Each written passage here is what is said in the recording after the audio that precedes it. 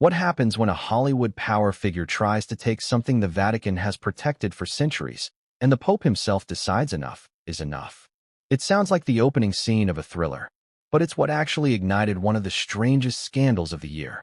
Before we continue, please hit the like button, subscribe to the channel, and turn on the notification bell for updates. Picture this: a chilly morning in Rome. Tourists moving through St. Peter's Square, oblivious, taking selfies, sipping their coffees, feeding the pigeons. And inside, behind the stone walls older than most nations, a tension so sharp you could almost hear it humming through the marble corridors. Because someone whispered the unthinkable. Someone said Meghan Markle, actress, duchess, global celebrity, streaming platform favorite, wanted access to sacred Vatican artifacts. Not to study them, not to protect them, but to use them. To feature them in a dramatic streaming series rumored to be her boldest creative project yet. And she allegedly planned to move forward without Vatican permission. Let me ask you something. What would you do if you were head of the world's largest religious institution, and you discovered a celebrity wanted to craft a global entertainment spectacle using items so sacred that even seasoned scholars need special clearance to view them? Would you ignore it? Would you wait? Would you speak out? Pope Leo XIV did not ignore it. He did not wait. He did not soften the message. Instead, he revealed the truth, openly, directly, and in a way that sent shockwaves from Rome to Hollywood. But before we get there, before we reach the single sentence that became front-page news across continents, you need to understand just how impossible, how surreal, how explosive this situation really was. Because this wasn't just about props. This wasn't about creative direction. This wasn't about a historical misunderstanding. This was about boundaries, about power, about influence colliding with ancient tradition. And the moment you see how the chain of events began, how quietly it started, how dramatically it escalated, you'll understand why this story still has people debating whether Meghan was reckless or simply misunderstood, whether the Vatican was protective or overreacting, whether Hollywood has gone too far, or whether institutions like the church are out of touch with modern storytelling. So let's take it from the very beginning. It didn't start with a press conference. It didn't start with a leak. It didn't even start in Rome. It started with an email. Not to the Vatican, not to a cardinal, not to an official archive department. It started with an email between two Hollywood executives working for a major streaming platform. The kind that sweeps up global attention with every new docuseries and dramatized scandal. The email mentioned Meghan's name. It mentioned a pitch deck. And it mentioned something else, something the Vatican archivist would later refer to as a line that should never have been crossed. What was written in that email? A simple sentence. She wants to recreate them as realistically as possible, down to the last detail. Recreate what? At this stage, no one knew. Not even the executives. The artifacts weren't named. But the moment the email circulated, rumors spread like wildfire through the entertainment corridors of Los Angeles. And rumors have a way of slipping through cracks, finding ears, traveling across oceans into places they shouldn't, including the chambers of the Vatican, where silence is usually safer than speech. But the silence didn't last long, because when the first whisper entered the apostolic palace, passed from one archivist to another, it immediately triggered a quiet, internal question. Who told her she could use anything from inside the Vatican? That was the beginning of the fire. But let's pause for a moment. Let's ask a direct question that you, watching this, might already be thinking. Why would Meghan Markle, one of the most scrutinized women on earth, risk attaching her name to something involving forbidden religious artifacts? That's the contradiction. That's the twist that makes this story so captivating. On one side, you have Meghan, a woman with a carefully crafted media presence, someone who knows the value of image, symbolism, global interest, emotional narrative. On the other side, you have the Vatican, the oldest continuous institution in the world, guarding traditions, relics, and secrets with unflinching discipline. So why this project? Why now? Why this risk? Some insiders say Meghan wanted a story that would shock the streaming world. Others claim she believed the Vatican would never respond publicly, that they'd remain silent. Others suggest she didn't think the artifacts were real or restricted, that she assumed they were symbolic, decorative, or theatrical. But there's another possibility, one rarely mentioned but deeply compelling. Maybe she believed she was entitled. Entitled to reinterpret history. Entitled to borrow sacred imagery.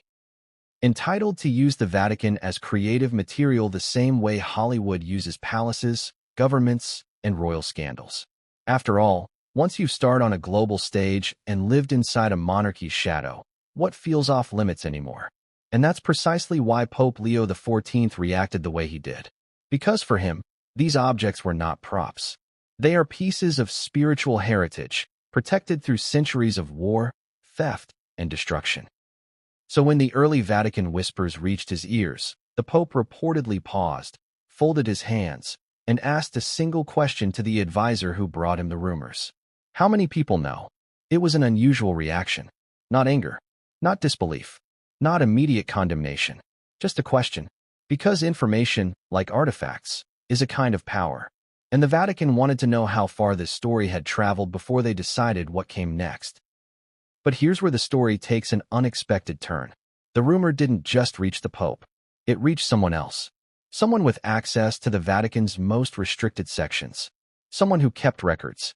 Someone who understood what it would mean if those artifacts, even recreated, appeared on a global streaming platform. That person wrote a memo. A memo that was supposed to stay inside the Vatican. A memo that should never have left the building. A memo that explained what these artifacts were, and why they could not be recreated, not even digitally, not even symbolically, not even for historical dramatization. But the memo leaked. How? By whom? And why?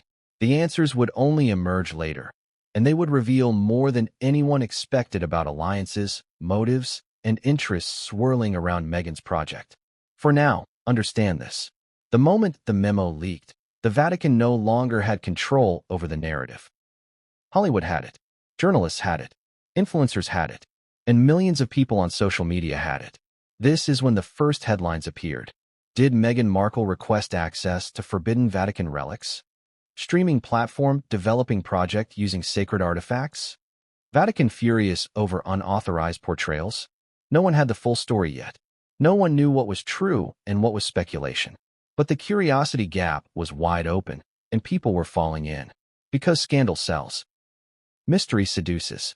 And when you combine celebrity, religion, secrecy, powerful institutions, and ancient objects protected with almost mythical intensity, you get a story the internet devours. But let me ask you again. Why didn't the Vatican just issue a quiet denial? Why didn't they stop the rumors in their tracks? Why didn't they simply say, "We have no comment on creative projects"? Why did the Pope speak? Why did he choose a public setting? Why did he choose that moment?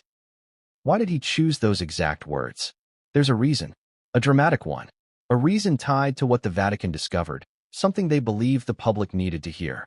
Because once the Vatican conducted its internal review, once they examined the names involved, once they connected the dots between production notes, artifact references, and proposed visual designs, they realized something extraordinary. Meghan's team hadn't merely proposed using vague religious objects. They identified specific ones, exact ones, locked ones, and someone must have told them about those artifacts. Someone with knowledge, someone with access, someone connected. This is the moment the Vatican stopped whispering. This is when they began preparing their response. And this build-up leads us to the most important question of all, the one this entire story hinges on. What, exactly, did Pope Leo XIV say? Because when he finally stepped forward, when he faced a room packed with reporters, when he looked into the cameras, calm, steady, unflinching, he did not issue a warning. He did not offer a clarification. He did not attempt to soften the situation. Instead, he opened the door to a global firestorm. And the sentence he delivered, the one directed squarely at the allegations, the artifacts, and Meghan's intentions, became the spark that ignited the world. But what did he say? That moment, and the full weight of his words, is where this story truly begins. And what came next would change everything, and no one saw it coming. What came next didn't begin with a camera. It didn't begin with a speech. It didn't even begin in public. It began with a sound. A single sound echoing through the Sala Regia, one of the most imposing rooms in the entire apostolic palace. A room carved from centuries of stone and stories. A room used for coronations, declarations, and moments of history that textbooks still struggle to capture. That sound, the slow, deliberate footsteps of Pope Leo XIV as he walked across the marble floor. He didn't rush. He didn't hesitate. He moved with the calm certainty of a man who understood his words would echo far beyond the walls around him. But here's the twist. This wasn't supposed to be a major press event. It wasn't on the schedule. It wasn't mentioned to reporters ahead of time. It wasn't framed as an announcement. It was framed as a brief statement. A quiet thing. A simple thing. A procedural thing. Except it wasn't. Because the Vatican's internal state was anything but simple at that moment. Behind the scenes, tensions had reached a boiling point. Archivists were furious. Scholars panicked. Advisors argued in chambers late into the night.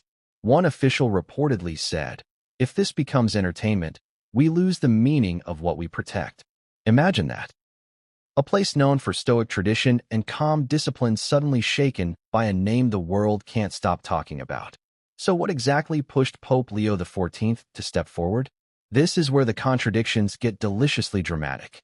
On one hand, you have Hollywood executives dismissing the Vatican's concerns as overblown.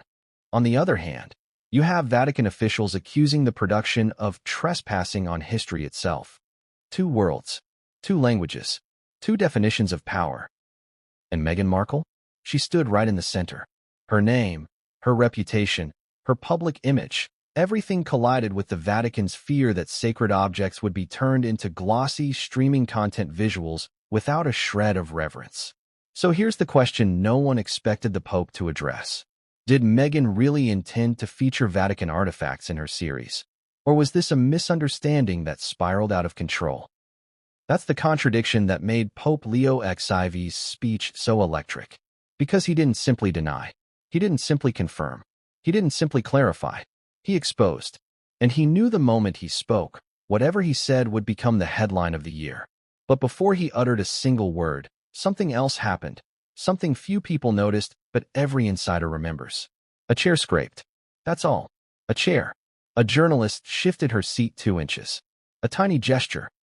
But in that overwhelming silence, even that tiny sound felt like thunder. Why? Because every person in that room sensed that something historic was about to be spoken. Let me ask you something. Have you ever been in a room so quiet that even your heartbeat feels like a distraction? That's what reporters described. A silence so thick it swallowed the air. This wasn't a celebrity press conference. This wasn't a royal announcement. This wasn't a political statement. This was the head of the Catholic Church preparing to speak about a Hollywood figure. It was surreal. And then, right as he reached the podium, the electricity in the room shifted. Reporters leaned in. Cameras tightened focus. Microphones lifted. The Pope raised his head. He folded his hands. He exhaled. And he began to speak. But what he said first was not what anyone expected. He didn't start with Meghan's name. He didn't start with accusations. He didn't start with artifacts. He started with a question. A world that forgets the sacred, can it still understand its value? A strange line. A quiet line. But it sliced through the room like a blade. Why begin with a philosophical question? Why not start with facts? Why not address the controversy directly? Because he wanted to make something very clear before diving into the scandal. This wasn't about a celebrity. This wasn't about a TV show. This wasn't about Hollywood. It was about reverence, respect, meaning, boundaries that should not be crossed. He paused. He let that question sink into the room like incense. But then he shifted. And this is where the story took a turn no one was prepared for. He said, "In recent weeks, we have learned that certain individuals intend to portray as entertainment what the Church considers sacred, protected, and not for spectacle." There it was. The scandal revealed. The accusation made real. You could almost hear the collective inhale. But he didn't stop. In particular, he continued, there have been inquiries and creative proposals involving relics and artifacts that require the highest level of reverence. Objects not permitted for reproduction, display, or fictional interpretation. And then, without flinching, without softening, without ambiguity, he delivered the sentence that ignited everything. This must not continue. Direct, firm, final. That was the moment the world exploded. Not because of what he said, but because of what it implied. Who was he talking about? What artifacts? What proposals? What inquiries? Who made them? And how did he know? It was a statement wrapped in mystery, a declaration wrapped in accusation, a warning wrapped in calm authority. And immediately, journalists connected dots. Producers whispered names. Streaming platforms scrambled. Publicists panicked. Because the only figure tied to a high-profile dramatization involving Vatican themes at that time was Meghan Markle. And suddenly, this wasn't a rumor anymore. This was a crisis. A collision between Hollywood creativity and Vatican sanctity. A clash between a woman known for global influence and an institution known for guarding the sacred.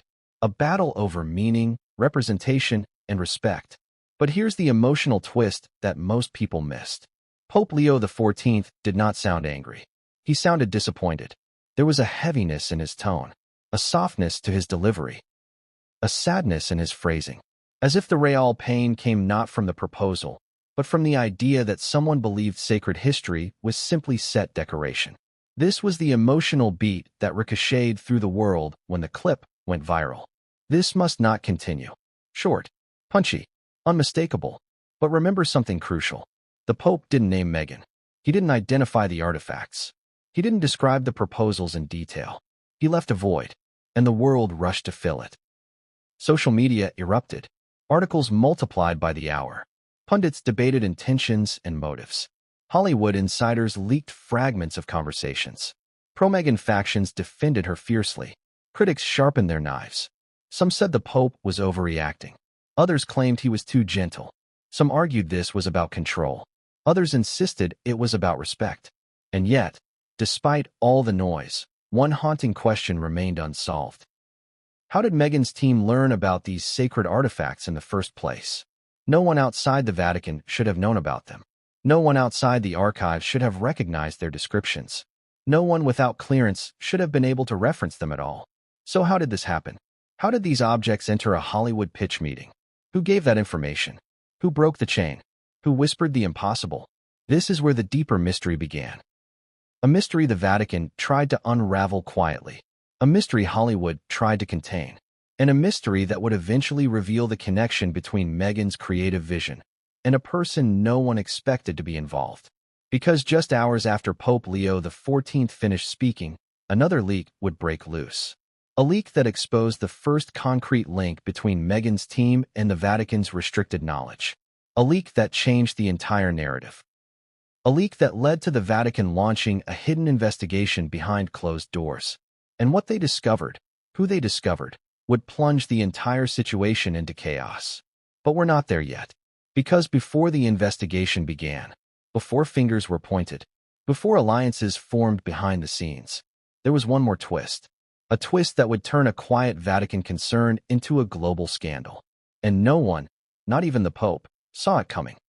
And no one, not even the Pope, saw it coming. Because while the world was still processing his words, while headlines were multiplying, while analysts were scrambling to interpret what he meant, a second leak hit the internet with the force of a hurricane.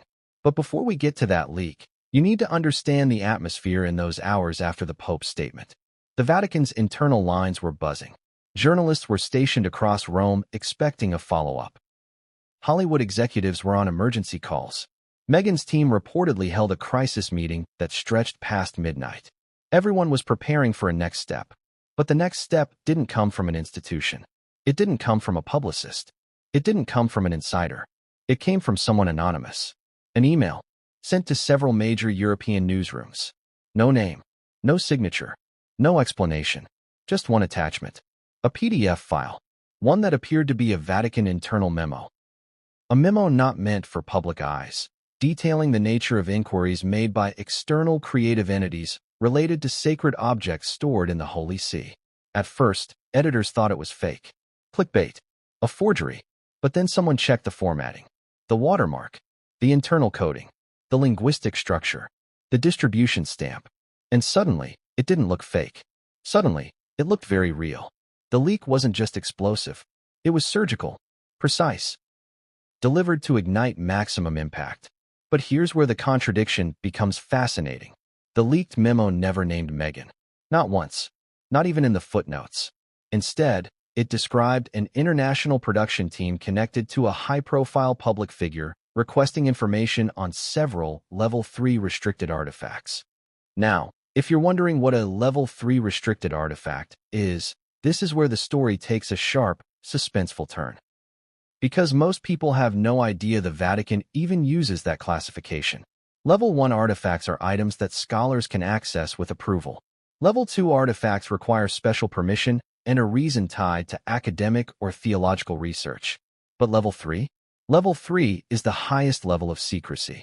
These artifacts are so sensitive, so historically significant, so spiritually protected that even high-ranking clergy may never see them in their lifetime. Only a handful of archivists and the Pope himself have full access. So how did a Hollywood production ask about them? How did they even know they existed? Let me ask you directly. If you heard a celebrity asked about objects that only the Pope knows intimately, wouldn't you wonder who whispered in their ear? Wouldn't you wonder how deep the pipeline goes? Because at this point, the narrative shifted in ways no PR professional could control. The conversation was no longer, did Meghan want to use Vatican artifacts? It became, how did she even know they existed? That change in narrative, that shift in tone, that moment where the public realized this wasn't a simple creative misunderstanding. That's what made this story explode globally. People were no longer focusing on the Pope's firm line. This must not continue. They were now focusing on the question behind the question. Who opened the door? Because someone had to. Someone with access. Someone with knowledge. Someone with a motive. And here's where the emotional tension thickened. Meghan's team insisted publicly that the project was harmless, historical, and respectful. They said it was based on widely known religious imagery. They said no sensitive materials were requested. But the leaked memo contradicted that entirely. A contradiction that fueled more speculation, more suspicion, more outrage, more intrigue. And contradictions are gasoline. Once they're out in the open, the fire only grows. But this is where we need to step back and examine something that most people ignored at the time. Pope Leo XIV didn't seem surprised by the leak. In fact, hours after it appeared online, the Vatican released a second statement, a short one, saying the Church was reviewing unauthorized dissemination of sensitive material. That's all. No denial. No dismissal. No panic. Just acknowledgement. And acknowledgement means legitimacy. Suddenly, the memo went from an anonymous curiosity to a documented piece of the puzzle. But here's the twist, and it's one that adds a layer of suspense that even Hollywood writers would envy. The memo referenced 3 artifacts. 3 very specific ones. The Codex Aurelia, the reliquary of Saint Celestine, and the papal keys of Silentius. Now, you might think these names sound dramatic, maybe even theatrical. But they're real, documented, protected. And no outsider should have known they were under Level 3 restriction. So how did Meghan's team reference them? That question alone could have justified Vatican alarm. But something else deepened the mystery further. The first memo, the leaked one, mentioned visual reproductions and symbolic reenactments. The Vatican interpreted that as a desire to portray the artifacts on screen. Meghan's team insisted they merely asked general thematic questions. 2 interpretations. 2 narratives. 2 competing truths. Which one was real? That's what fueled the storm. But there was one more twist, a detail so small, so subtle, so easily overlooked that most people never noticed it. The leaked memo contained a line at the bottom, marked in red, flagged for internal escalation. This request suggests external parties may have access to knowledge beyond publicly documented records. Let that sink in. Someone outside the Vatican may have known about artifacts that are deliberately kept secret. And that's the moment everything escalated. Because this wasn't just about artistic ideas anymore. This wasn't about dramatization. This wasn't about creative liberties. This was about a breach. A leak. A crack in the wall. A broken chain of trust. Imagine being Pope Leo XIV learning someone outside had knowledge of objects only a few people inside should know. Imagine the panic among the archivists. Imagine the fury among the protectors of the Church's history.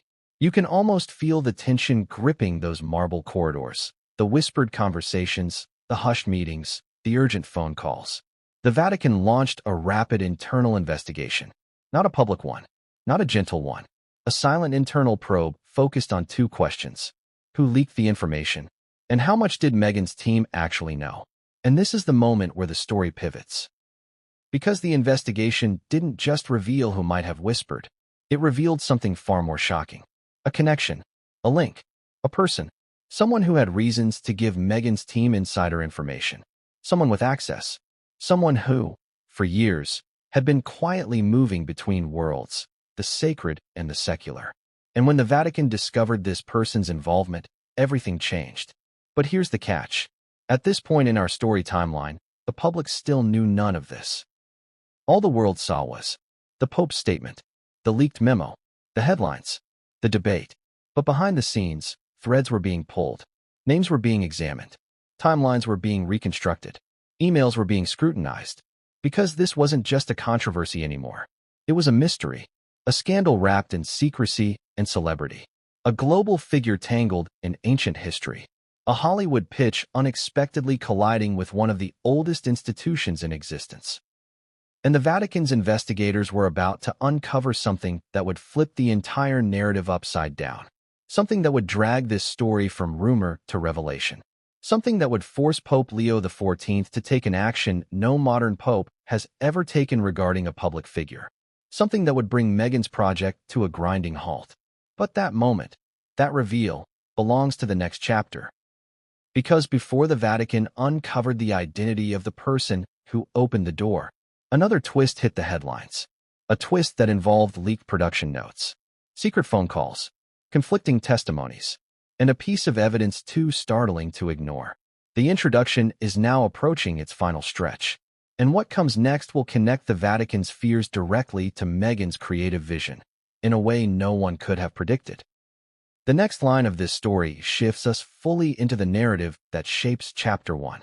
But before we step into that room, before we uncover the first person at the center of the investigation, we must answer the question the world was asking at this exact moment in the timeline. What, exactly, was Meghan's series supposed to be about? Because the answer is where everything truly begins.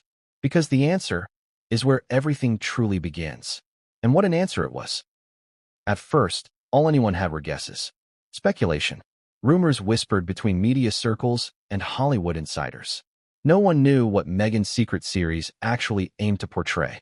Some believed it was a docudrama exploring historical myths. Others claimed it was a political narrative wrapped in religious symbolism.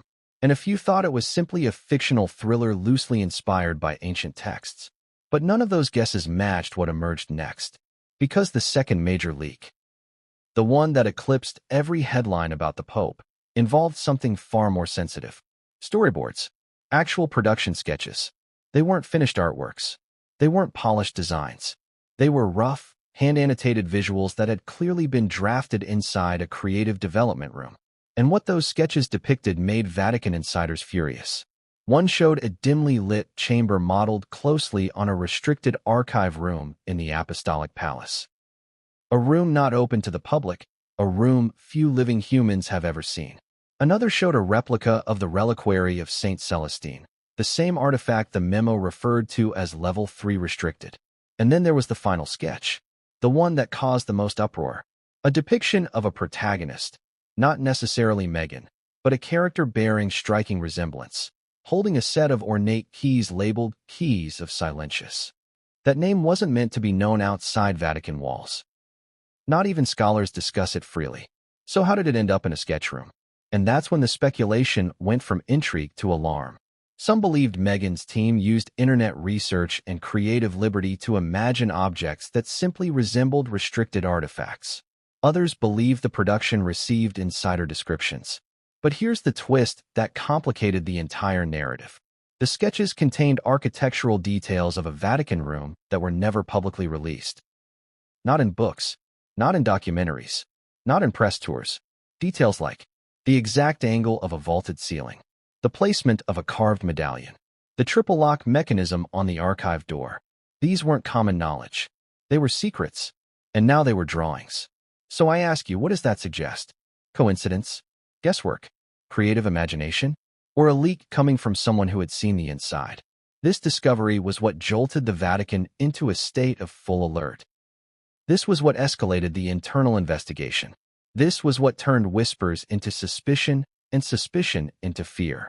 Because if someone inside the Vatican, or someone once inside, had passed on visual details to Meghan's team, then the scandal wasn't just about artistic overreach. It was about infiltration. Information leaving one of the most secure institutions on Earth. But wait, here's another twist, one that adds layers upon layers to the drama. The production notes attached to the sketches included handwritten comments such as, "Must feel authentic, as close as the real thing as possible. Match the chamber proportions exactly. Get reference images if possible." If possible. That phrase ignited the Vatican's imagination. What did reference images mean? Were they requested? Were they obtained? Were they used? At this stage, the public didn't know. The press didn't know. Even the Vatican didn't know. But they knew enough to realize something was wrong. Very wrong. Because this level of detail doesn't happen by accident. Not in Hollywood. Not in international productions. Not when dealing with religious institutions known for tight security. Every detail someone adds to a production design comes from somewhere. Research, photos, eyewitness descriptions, historical documents. So where did these come from? This is where the emotional tension intensifies. Because while the Vatican was spiraling internally, Meghan's team was trying desperately to contain the narrative. They released a statement. All creative development materials are fictionalized and not based on any confidential or restricted sources. But that statement only deepened the mystery. Fictionalized? Then how did they match the room so accurately? Not based on restricted sources? Then who described the keys of Silentius with such precision? The contradictions piled higher and higher. And contradictions, as we said earlier, are the fuel of scandal. But there is a detail here that most commentators missed, something small yet significant. One of the production notes referred to the protagonist's journey as a modern woman stepping into ancient power structures. Now, doesn't that sound familiar? Doesn't that echo Meghan's public narrative? Her reinvention, her relationship with monarchy, her pursuit of influence, her desire to shape her own image? It was as if parts of the series were autobiographical in theme, wrapped inside a religious mystery. This revelation didn't just worry the Vatican. It frightened them. Because sacred objects weren't simply props. They were symbols of spiritual authority, heritage, and meaning. To anchor a modern celebrity narrative inside the context of historical sanctity felt not only disrespectful but dangerous. But just when the Vatican believed they'd reached the peak of the scandal, something else arrived. Another email. Another leak. But this time, the leak wasn't anonymous. It came from someone in Hollywood. A whistleblower. A person who had attended one of the earliest pitch meetings for Meghan's series. And their account reset the entire narrative. Because according to this insider, not only did Meghan's team mention the artifacts, they named them. Explicitly. They referenced the Codex Aurelia. They referenced the reliquary of Saint Celestine. They referenced the keys of Silentius. And here's the part that made Vatican officials' hearts drop. The insider said Meghan's team insisted they had a source who has seen the real thing. A source. Someone with direct knowledge. Someone with access. That was the moment everything aligned. The sketches. The memo. The details. The increasing panic within the Vatican walls. This was no longer rumor. This was no longer speculation. This was no longer ambiguous. This was a collaboration. Someone outside the Vatican had information. Someone inside, or formerly inside, the Vatican had given it. And now, the Vatican's internal investigation had a direction, a lead, a person to look for. But the public didn't know this yet. All they had were fragments. The Pope's warning. The leaked memo. The storyboard controversy. The insider allegation. But still, one question loomed like a shadow. What was Meghan's series actually about? Finally, hours after the storyboards leaked, a production summary surfaced online, a document outlining the concept of the show. And the premise was shocking. It wasn't a simple historical drama. It wasn't a political commentary. It wasn't a fictional religious thriller. It was a story about a woman discovering hidden truths within ancient institutions and uncovering secrets that the world was never meant to know. A story about unlocking forbidden knowledge. A story about challenging sacred authority. A story about questioning the past to rewrite the present. Suddenly, everything made sense. The artifacts, the secrecy, the panic. The plot wasn't just symbolic. It mirrored the Vatican's worst fears. And Meghan wasn't just a producer shaping a narrative. She was at the center of the narrative. A modern figure stepping into a story built around secrets and symbols protected for centuries. Once the Vatican read the premise, everything crystallized. This wasn't just artistic creativity. This wasn't just documentary-style storytelling. This wasn't just Hollywood imagination. This was personal, political, spiritual. It was a storm. And Pope Leo XIV knew he had to intervene before the myths, symbols, and relics of the Church were reinterpreted into a global narrative the Vatican could not control. But what he didn't know, what no one knew yet, was that the person providing Meghan's team with insider knowledge was already under Vatican scrutiny. And the moment their identity surfaced, it would unleash a reaction that would push this entire saga into chaos. What if the first person to realize something was wrong wasn't a cardinal, a historian, or a Vatican security official, but a young archivist who wasn't even supposed to overhear the conversation? That's how this chapter begins. Not with a dramatic confrontation, not with a public statement, but with a whisper in a hallway. A whisper that would set off the chain reaction leading to the Pope's public declaration and eventually to the full unraveling of an international scandal. Imagine a quiet corner of the Vatican's Archivum Secretum, a maze of ancient rooms, some dusty with centuries of untouched history, some humming with activity from trained archivists cataloging manuscripts older than most civilizations. The archivist, we'll call him Matteo, was young, smart, disciplined, and deeply committed to his work. He wasn't a spy. He wasn't an investigator. He wasn't even authorized to access sensitive rooms. But he was attentive. And sometimes, attention is the most dangerous form of intelligence. Matteo had been retrieving a set of medieval parchment records for a senior official. His job was simple that day: sort, label, and prepare documents for digitization. But as he moved through one of the quieter corridors, he noticed something unusual. Voices. Low, unfamiliar, hurried. Not Latin, not Italian. English. American English. And not just casual conversation. The tone was sharp, professional, urgent. Matteo slowed his steps. He didn't want to eavesdrop. He also didn't want to appear rude. But one sentence froze him where he stood. "Are you sure she said Vatican artifacts?" He blinked. He didn't move. He didn't breathe. The voice replying was older, heavier, confident. "Yes. She wants access, or at least accurate representation. The problem is, she mentioned specific objects. Too specific. Too specific."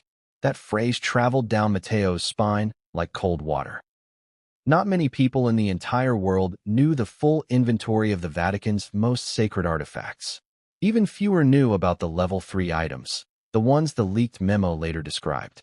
But even so, why would anyone, especially foreigners, be discussing them here, in the bowels of the archives, without formal meetings or supervision? He turned, slow and quiet, peeking through the slight gap in a half-open door. Two men, one in a dark suit, one in clerical attire. Both hunched over a table with scattered printouts. And on top of those papers, Matteo saw something that didn't belong. A streaming platform logo, the one rumored to be involved in Meghan's new project. Matteo's first thought wasn't dramatic. It wasn't conspiratorial. It wasn't suspicious. It was confusion. How did Hollywood reach this place? Why were production materials being examined here? Why did these men sound concerned? Then came the phrase that changed everything for Matteo. And eventually, for the entire Vatican. She said her team had already been briefed by someone who used to work inside the archives. There it was. A leak. A breach. An insider. Matteo's heart pounded so hard he felt it in his throat. He knew immediately that the conversation was above his clearance level. But he also knew the gravity of what he'd just heard. Someone with access to restricted Vatican information had shared it with Meghan Markle's production team. He didn't understand the full implications yet. He didn't know which artifacts they meant. He didn't know the name of the insider. He didn't know how deeply information had spread. All he knew was this: something sacred was now threatened. Matteo didn't say a word. He didn't confront anyone. He didn't run to superiors instantly. He quietly walked away, but with a sense of unease that wrapped around him like smoke. Because in the Vatican, every whisper has consequences. Every rumor has weight. And every breach, no matter how small, has the potential to ripple into something catastrophic. But the story doesn't end there. Because Matteo didn't just overhear something sensitive. He overheard something impossible. The older voice continued inside the room. unaware that the young archivist was processing every word. Whoever told her about the keys, they must be identified. This isn't something we can ignore. The keys. The keys of Silentius. Words Matteo had only ever seen once. In a confidential index footnote, he wasn't technically authorized to examine. A footnote referencing an object of immense historical and spiritual importance. Matteo swallowed hard. None of this made sense. Why would any Hollywood producer even know that name? Why would Meghan Markle's team reference it? And who, from within the Vatican, would dare whisper about it? He knew he had to report what he'd heard, but not to just anyone. He needed to tell someone he trusted, someone with the authority to understand the magnitude of the situation. He hurried toward the office of his direct supervisor, Sister Beatrice, a woman known for her strictness and almost supernatural intuition. She saw him enter and instantly noticed his color. "You look pale," she said, standing up. "What happened?" Matteo hesitated. Not because he wanted to hide the truth, but because he feared the consequences of revealing it. Sister Beatrice read his silence like an open book. "Tell me immediately." So he did. He told her everything. The voices, the phrases, the references, the mention of an insider. He repeated them word for word, afraid he might forget something critical. When he finished, Sister Beatrice didn't respond right away. She didn't scold him. She didn't question his motives. She didn't dismiss his concerns. She simply lowered her head, closed her eyes, and whispered something Matteo didn't expect. "It's beginning again." "Again?" Matteo froze. "What do you mean again?" Sister Beatrice didn't elaborate. Instead, she opened her desk drawer, took out a red-sealed envelope, and placed it on the table. "This stays between us for now," she said. "I will escalate it." "But this—" "No," she interrupted. "You've done your part. Now let me do mine." She dismissed him gently but firmly. Matteo left the room with a knot in his stomach. Something was happening inside the Vatican that he did not understand. Something old, something recurring, something connected to the keys of Silentius. But while Matteo retreated to his duties, Sister Beatrice did exactly what she said. She escalated the matter. Not through regular channels. Not through supervisors. Not through administrative pathways. She bypassed everyone. And within minutes, she was walking directly toward the office of Monsignor Salvatore Lucchesi, one of the Pope's closest and most trusted advisors, a man who had the authority to ignite investigations or bury them forever. When she arrived, she didn't knock. She simply entered. Lucchesi looked up, startled. "Sister Beatrice, this is unusual." She placed the red envelope on his desk. "Open it," she said. He frowned. "What is this?" "A warning," she said, "and possibly the beginning of something much larger." He hesitated, then broke the seal. Inside was her handwritten memo describing Matteo's account of the overheard conversation. Lucchesi read it carefully, slowly, twice. His face changed with each line: curiosity, confusion, alarm. When he finally finished, he leaned back in his chair. "This is troubling," he said softly. "It is," Sister Beatrice replied. "Do we know who the insider is?" "Not yet." "Do we know how much information was shared?" "No." "Do we know whether the rumors about the production are accurate?" Based on the details he overheard, yes. Lucchesi exhaled. The room felt heavier. "You did the right thing coming directly to me," he said. "We cannot allow this to spread." "But it already has," she reminded him. Her tone wasn't dramatic. It was matter of fact. Lucchesi closed the folder. "I need to speak with His Holiness." And just like that, the reaction Matteo feared became reality. The Pope would soon be informed. But here's where the contradiction enters. While the Vatican was accelerating internal response, Hollywood was advancing the project. Faster, bolder, more confidently. Two worlds, moving in opposite directions, unaware they were on a collision course. But the Vatican wasn't ready yet. They needed answers. Who leaked the information? How much did Meghan's team know? And who was bold enough, or foolish enough, to reveal the existence of Level 3 artifacts? Those questions ignited the Vatican's first full-scale inquiry into Hollywood's reach.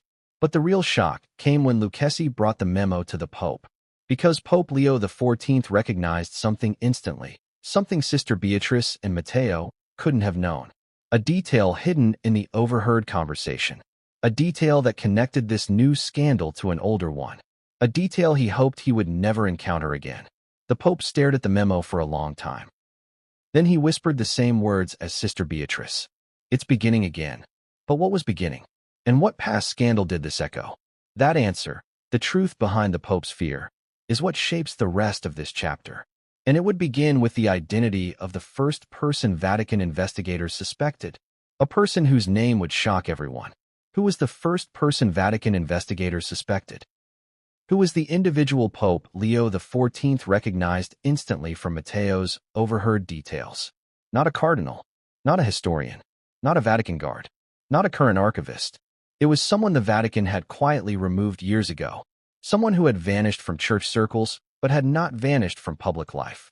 A former apprentice archivist named Adrian Vesperi, a brilliant mind, a photographic memory, a scholar who was once considered the future of Vatican historical preservation, and a man who had left the church under complicated circumstances. His departure had never been fully explained to the public. Rumors whispered of insubordination. Others spoke of ideological clashes. Some believed he had grown frustrated with institutional secrecy. Others said he wanted recognition the church was unwilling to give. But behind closed doors, a different story circulated. He had accessed materials he wasn't supposed to touch. He had studied things that were forbidden. He had asked too many questions about artifacts that even senior archivists avoided. And one day, without warning, he was gone. The Vatican dismissed him quietly. They sealed his access. They erased his internal credentials, but not his memories. That's the thing about Level 3 artifacts. Their physical form is restricted. Their written descriptions are protected. Their existence is only mentioned in guarded references. But once a person has seen them, once a person has studied them, you cannot erase what remains in their mind. And Adrian Vesperi had seen more than he should have. He had learned names. He had studied diagrams. He had memorized descriptions. And the Vatican knew it. So when Matteo overheard the words, someone who used to work inside the archives, there was only one logical suspect. Lucchesi, the Pope's trusted advisor, wasted no time. He gathered a list of former archivists. He narrowed it to those with Level 3 adjacency. He cross-referenced them with known departures. Only one name matched: Adrian. But how did Adrian connect to Meghan Markle's team? That's where the story grows more tangled. Because while Adrian had left the Vatican in disgrace, he had resurfaced in academic circles, giving lectures on symbolism, ancient manuscripts, and the intersection of myth and history. And he was popular, very popular. His TED-style talks racked up millions of views. Professors cited him. Novelists consulted him. Streaming documentaries interviewed him for commentary. He had become accessible, approachable. And if Meghan Markle's production team wanted someone who could speak about hidden truths, ancient secrets, and the mystique of religious artifacts, Adrian Vesperi was exactly the kind of expert they would seek. But this wasn't the full picture, because investigators soon realized something else. Adrian hadn't just been giving lectures. He'd been consulting on films, on books, on historical dramas, on projects that blurred the lines between fact and fiction. He lived in that liminal space where secrecy meets storytelling. Exactly the kind of space Meghan's project lived in. So the Vatican asked the one question they dreaded. Had Adrian shared more than academic interpretation? Had he discussed Level 3 artifacts? Had he revealed names that should remain secret? This wasn't just a theoretical concern. This wasn't paranoia. They had evidence. His published work, obscure, dense, academic, occasionally contained subtle references to objects the Vatican believed no one outside its walls should have known. Not explicit, not obvious, but clues, hints, shadows. And the most damning clue? An article Adrian wrote years earlier about symbolic artifacts of papal silence mechanisms. A phrase too reflective of the keys of Silentius to be coincidence. It was him. He was the link. He was the one who could have told Meghan's team exactly what they needed to know. But here's where the emotional contradiction deepens. Adrian wasn't malicious. He wasn't rebellious. He wasn't a disgruntled scholar plotting revenge. According to those who knew him, he was passionate, overly curious, almost obsessive about the symbolic weight of history. He believed stories belonged to the world, that knowledge should be shared, that secrets should be illuminated, not locked away. His ideology clashed with the Vatican's, but his ideology aligned perfectly with Hollywood's. especially Hollywood in search of mystery, especially Hollywood in search of depth, especially Hollywood in search of a storyline that felt both ancient and explosive. So the Vatican's fear wasn't that Adrian had acted with ill intent. Their fear was that he acted without caution. And information shared without caution is often information shared too widely. Lucchesi knew this. The moment he read his own notes on Adrian's history, he felt dread stirring in his chest. A former archivist with knowledge of Level 3 artifacts. A Hollywood production seeking authenticity. And Meghan Markle at the center of a story exploring hidden power structures. It was too aligned, too tight, too perfect. The pieces clicked together with frightening ease. Now, let me ask you, if you were in Lucchesi's position, what would you do? Would you confront Adrian? Would you alert the Pope? Would you wait for confirmation? Or would you initiate a full-scale investigation before the story spiraled further out of control? Lucchesi chose the fourth option. He assembled a small team. No formal announcements. No written orders. No paper trail. Just quiet coordination. They needed answers. Quickly. Discreetly. And so they began pulling records. Emails. Visitor logs. Flight data. Academic conference attendance lists. Consultation payments. Podcast guest appearances.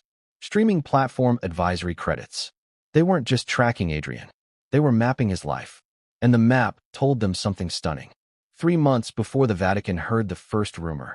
2 months before Meghan's team formally pitched their series. 1 month before the sketches were created, Adrian had flown to Los Angeles. Not for a conference. Not for a lecture. Not for a seminar. For a meeting. A meeting at the headquarters of the streaming platform producing Meghan's project. The Vatican investigators stared at the travel record in silence. This wasn't speculation anymore. This wasn't rumor. This wasn't interpretation. This was evidence. But there was something even more concerning. The meeting wasn't with the platform's research department. It was with the executive division assigned specifically to Meghan's creative projects. Direct contact, direct access, direct influence. And now the Vatican knew. Adrian Vesperi wasn't just a possible link. He was the link. The one who could tell them everything. The one who could unravel the truth. The one who could explain exactly what Meghan's team really knew. So Lucchesi made a decision that would change the trajectory of the entire scandal. "We need to speak with him," he said. But when investigators reached out, there was a problem. A huge problem. Adrian wasn't in Italy. He wasn't in Los Angeles. He wasn't at any university. He had disappeared. Completely. His phone disconnected. His email inactive. His apartment empty. His academic contacts unaware of his whereabouts. It was as if he had vanished into thin air. And that's when the Vatican realized something even more troubling. Adrian's disappearance happened on the same day the Pope made his public statement. The same day he said, "This must not continue." The same day the world learned about the scandal. The timing was too precise. Too perfect. Too coordinated. And for the first time, the Vatican began to wonder. Was Adrian running? Or was someone hiding him? Or, worse, had someone warned him before the announcement went public? Because if someone warned him, the leak wasn't just coming from a former archivist. It was coming from inside. Inside the Vatican. Someone with access to the Pope's schedule, the advisory memos, and the internal investigative timeline. Someone aware not only of the artifacts, but of the investigation. Someone protecting Adrian. Someone who didn't want the truth to surface. This realization struck Lucchesi like a blow. Because scandals involving outsiders were manageable. But scandals involving insiders? Those were catastrophes. This discovery pushed the Vatican into full crisis mode. Not publicly. Not loudly. Silently. Quiet meetings behind closed doors. Secret communications between security officials. Investigators assigned under pseudonyms. Documents written by hand to avoid digital trails. And meanwhile, Hollywood kept moving forward. Meghan kept developing her series. Production teams kept refining storylines. Streaming executives kept pushing deadlines. 2 worlds. On a collision course. Accelerating. And neither side had any idea how violently they were about to crash. Because the Vatican's next step, their decision to escalate the investigation, would uncover something far more shocking than a single rogue archivist. It would reveal a second leak. A second person. A second link between Hollywood and the Vatican. Someone far closer to the Pope. Someone the entire world would recognize. Someone whose involvement would transform this from a simple scandal into a global crisis. But that revelation belongs to the next section. And what comes next will change everything, again, in ways no one saw coming. Someone the entire world would recognize. But before that revelation would detonate across Rome, the Vatican's investigation had to follow its next thread, the thread left behind by Adrian Vesperi. Because while Vatican investigators were still trying to understand how a former archivist could vanish so suddenly, something else emerged. Something buried in the paper trail he left behind. Bank records. Not his personal ones. Those were sealed and inaccessible to church investigators. But the Vatican had access to something else. Consultation payments. Adrian had been paid by multiple organizations over the years, universities, publishers, event coordinators. All normal. All expected. Except for one payment. One that stood out like a bruise on clean skin. A payment from a company that looked, at first glance, like a research firm. Palatine Historical Media Group. An unremarkable name. A quiet website. A bland description. Consultants in historical storytelling and media development. But the Vatican investigators noticed something strange. The website had been created only 6 months earlier. It had no physical address. No listed executives. No staff directory. No archived history. In fact, when cross-referenced, the company didn't exist anywhere except on paper. A shell. A front. A facade. And guess when they paid Adrian? 2 days after his flight to Los Angeles. 2 days after his meeting with Meghan's streaming platform executives. 2 days after he had allegedly provided guidance on religious artifacts. Coincidence? Or coordination? But there was another layer. One the investigators almost missed. Palatine Historical Media Group had a parent company. A small entertainment consulting firm. And that firm had a parent company. A larger corporation. And that corporation had a connection that made the Vatican freeze. It belonged to a production umbrella partially owned by, you may already guess it, Meghan's entertainment brand. Not directly, not on paper, but through subsidiaries, loops, and nested shell companies common in the entertainment world. Suddenly the Vatican's suspicion wasn't just plausible. It was plausible, documented, and connected. Adrian hadn't simply wandered into Meghan's creative orbit by chance. He had been brought into it. Hired. Paid. Flown in. Consulted. And then, gone. Vanished the moment the scandal broke. That's when Lucchesi realized this wasn't just a careless academic sharing too much information. This was intentional, planned, coordinated, and possibly strategic. But why?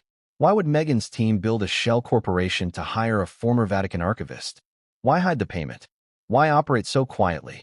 Why conceal their connection to Adrian? Those were the questions swirling inside Lucchesi's mind as he prepared the next internal briefing for the Pope. He entered the apostolic palace with a weight pressing on his shoulders. He wasn't just bringing facts. He was bringing a storm. Pope Leo XIV sat alone in his private study when Lucchesi entered. The late afternoon sunlight cut through the high windows, painting long shadows across the polished floor. Lucchesi placed the report gently on the table. "We found him," he said softly.